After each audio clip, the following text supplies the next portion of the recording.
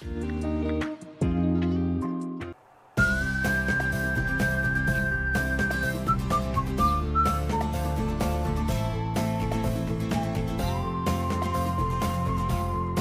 guys! Good evening from Dubai. Welcome to my YouTube channel, Nana in Pau Pau YouTube channel.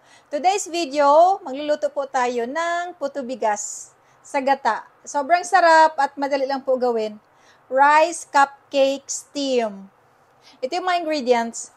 Rice flour or rice powder, coconut milk, white sugar, yeast, and this one is optional, vanilla powder. And I'm going to use banana leaf. Gamit pa ako ng dahon ng saging. Rice powder or rice flour. We need 2 cups of rice flour.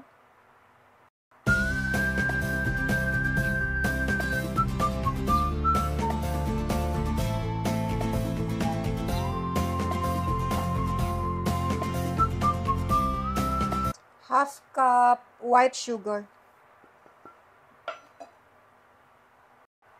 2 teaspoon yeast. 2 teaspoon yeast.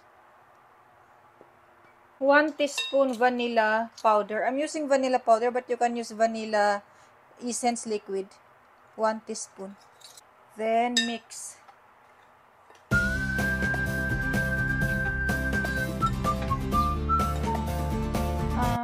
1 can of coconut milk. This is equivalent to 2 cups.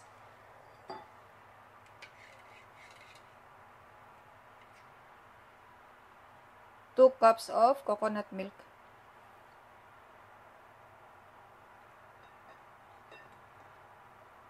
This is 400 ml, 1 can.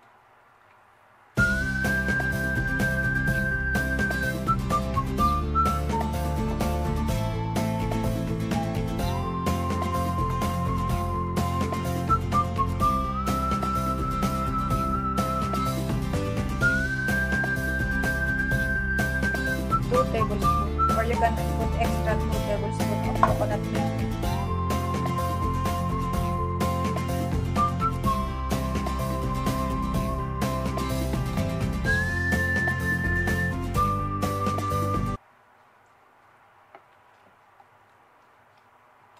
Add 1/4 teaspoon salt.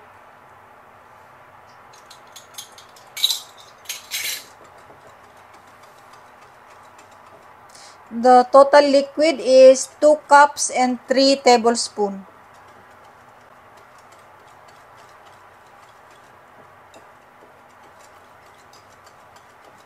Mix until smooth.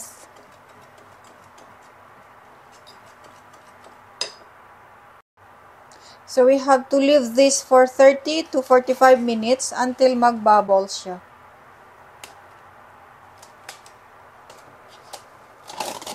Before natin i-steam.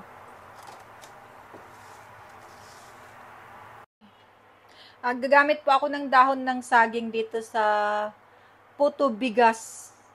Kasi parang I find out easy siya. At saka nakaka-add din na ganda at bango sa puto natin. So this is optional. Painitan natin yung dahon ng saging para hindi siya madaling mapunit. Ganyan lang.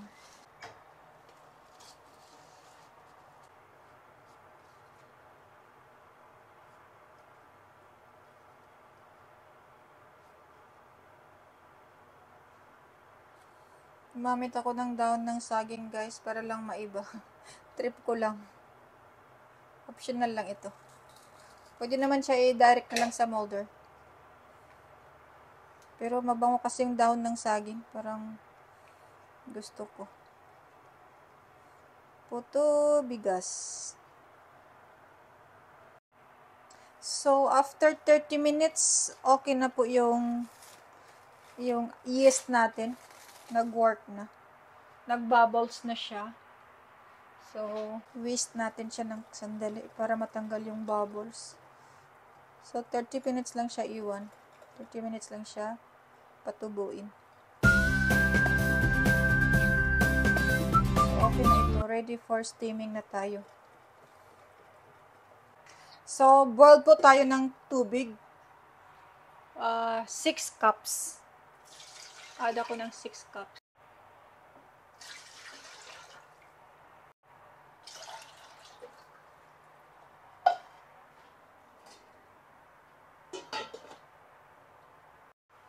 Alright, since kumukulo na po yung tubig natin, tayo ay magme-measure. So, I'm using 1/3 cup of measurement.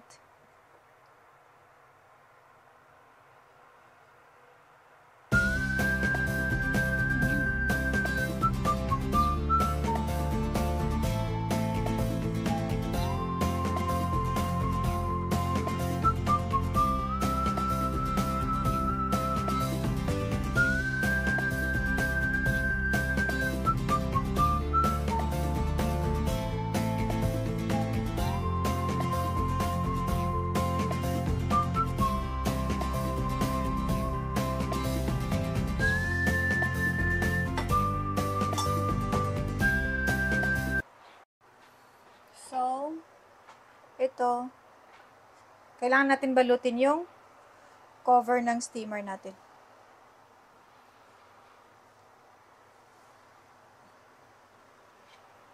Steam natin ito for 25 minutes. Ganyan. Set natin ng alarm ng 25 minutes.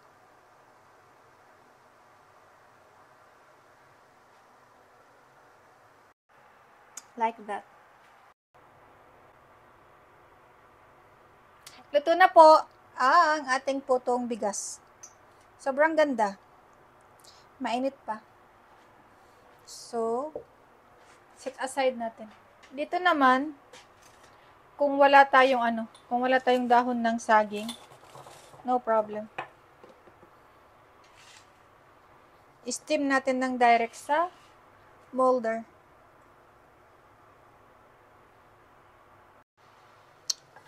So, ito po, pag wala tayong dahon ng saging, direct na lang natin dito sa molder. Ganun.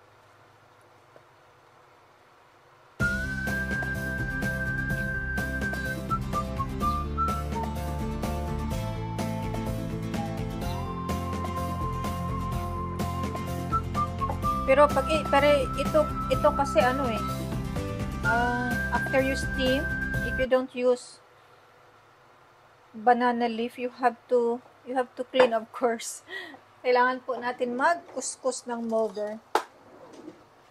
Pero pag may banana leaf, pag may dahon ng saging, wala na. Hindi ka na magkukuskus ng molder. Ganun lang. Sa mga tamad po magkuskus ng molder. Ito po ang paraan. 1/3 cup ang gagamitin natin na pang sukat for measurement. –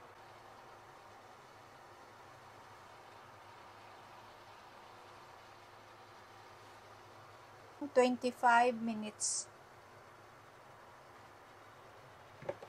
So, ito, lipat na natin sa plato.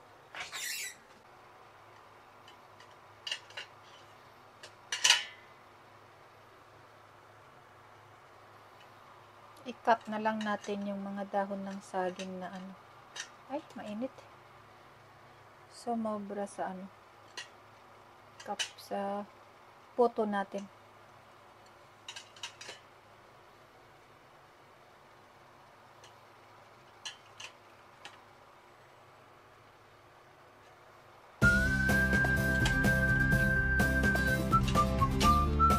Two cups na rice flour, equivalent to 11 pieces na puto.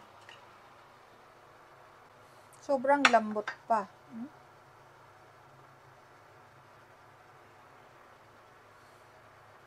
Bouncy siya. Ang bango din kasi nga gata. Luto sa gata. Tara! Ito po, luto na yung pangalawang batch natin. Medyo mainit pa. So, ganito siya. Sobrang init pa.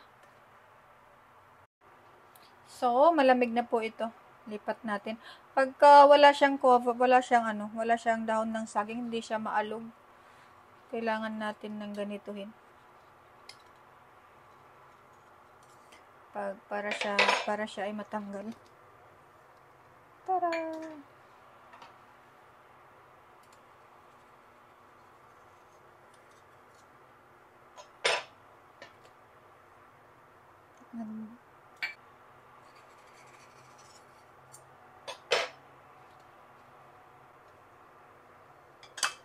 That's it.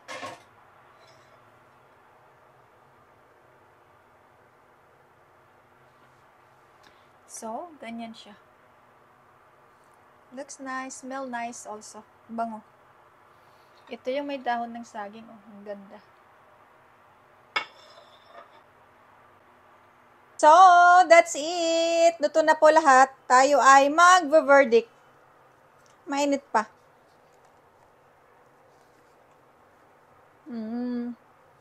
Sarap. Wow.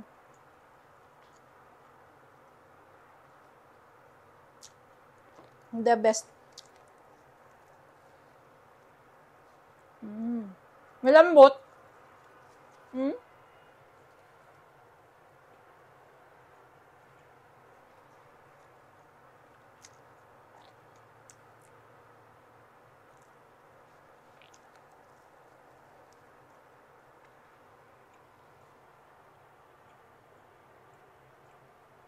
Sobrang sarap. The best. Bouncy. Very soft. Ang gata ba naman? The best.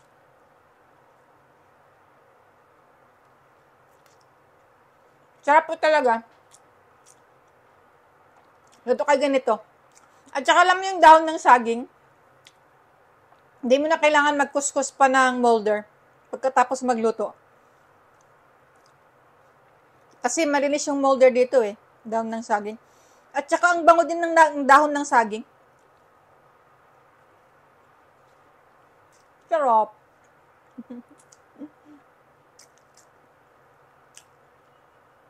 Malinamnam.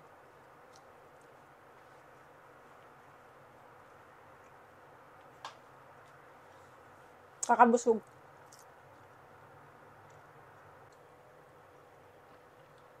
So that's it. Please click like and subscribe to my YouTube channel and hit the notification bell so you will be updated if I have new videos uploaded. Thanks for watching.